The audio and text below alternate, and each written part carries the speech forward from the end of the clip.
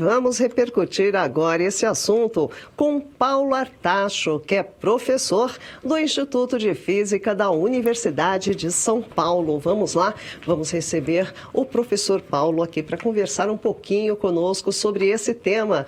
Olá, boa noite, professor Paulo Artacho. Seja muitíssimo bem-vindo ao Olhar Digital News e obrigada pelo seu tempo.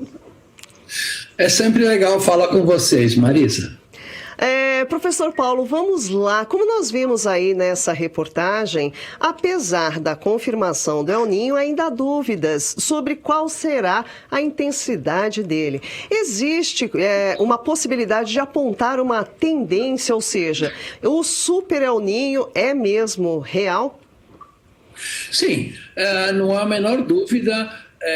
Um super El Niño pode vir no segundo semestre, mas nós temos que confirmar essa hipótese, digamos, no final de julho, começo de agosto. Isso vai depender de como o El Niño se desenvolve de agora até o mês de agosto. Mas tudo indica que podemos sim ter um El Niño forte, mas a ciência ainda não consegue saber a intensidade exata desse El Niño.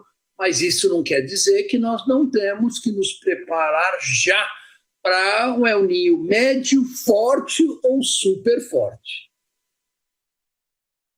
Global, ele pode estar intensificando os efeitos do El Niño, ou seja, como diferenciar, não é, o impacto do fenômeno natural nas mudanças climáticas provocadas pelo homem? Tem como acompanhar essa distinção?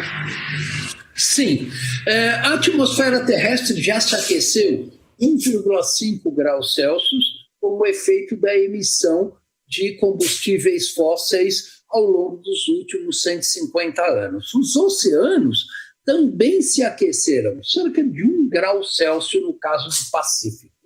Portanto, o El Niño já se inicia num padrão de temperatura mais alto do que existia há 50 ou 100 anos atrás. Isso intensifica o fenômeno El Niño, que é causado por um aquecimento anômalo das águas do Pacífico. Portanto, vemos as mudanças climáticas intensificando os fenômenos El Niño. Agora falando um pouco de Brasil, né? Aqui no cenário do nosso país. Quais são os efeitos esperados do El Niño para o Brasil? Os efeitos esperados são similares ao que tivemos no último El Niño, que foi em 2024. Primeiro, secas muito intensas na região amazônica e no Nordeste brasileiro, com a consequente aumento das emissões de queimadas, e chuvas muito intensas no Rio Grande do Sul, Paraná e Santa Catarina. E também um aumento de fenômenos de calor extremo no Sudeste, particularmente em São Paulo e Minas Gerais. Esse é o padrão meteorológico do El Niño, que deve se repetir no segundo semestre de 2026. Ou seja, temos que ficar alertas. Agora, existe algum risco, professor Paulo, de insegurança alimentar no Brasil em função das alterações climáticas provocadas pelo El Niño, especialmente em áreas mais vulneráveis, não é? Em razão desses impactos, por exemplo, na agricultura?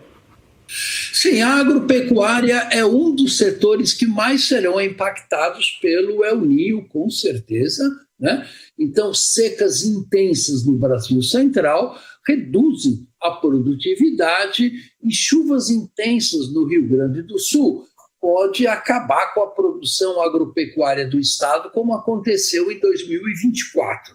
Então, todo cuidado é pouco, temos que monitorar a situação com cuidado, eventualmente mudando os períodos de plantio e colheita neste segundo semestre, para tentar minimizar os impactos do El Niño na produtividade agropecuária do Brasil. Pois é, em 2024 nós tivemos aí um exemplo, como foi mencionado aqui, das inundações, enfim. O Brasil avançou de lá para cá, professor Paulo, em políticas públicas ou até infraestrutura para enfrentar desastres associados a esse El Niño que está vindo por aí? Olha, Marisa, infelizmente o Brasil não avançou muito na implementação de medidas que possam proteger tanto a população quanto a economia do país em relação aos eventos climáticos extremos. Temos bons planos, como o Plano Adapta Brasil, como o Plano Clima, mas esses planos, infelizmente, ainda estão no papel. Portanto, nós temos que reforçar as defesas civis para dar atendimento à população, precisamos reforçar o nosso sistema de saúde pública para atender a essa demanda maior causado por essas ondas de calor, inundações e grandes secas, e temos que nos adaptar ao novo clima. Isso tem que ser feito com programas de Estado, não um programa de governo, por longo prazo, porque o clima já mudou e vai continuar mudando mais ainda ao longo das próximas décadas. Pois é, professor Paulo Artacho, agradeço muito a participação aqui mais uma vez no Olhar Digital News. Espero contar com a sua presença em outros momentos. Tenha uma excelente noite. Obrigada. Também para você e para todos os seus espectadores. Boa noite. Tá aí, pessoal, professor Paulo Artacho participando aqui do Olhar Digital News, ele que é professor do Instituto de Física da Universidade de São Paulo, participando aqui conosco e trazendo essas informações. Vamos acompanhar, então, essa chegada desse El Niño e ver mais informações para ver em julho e em agosto como que isso se transforma, como vocês viram.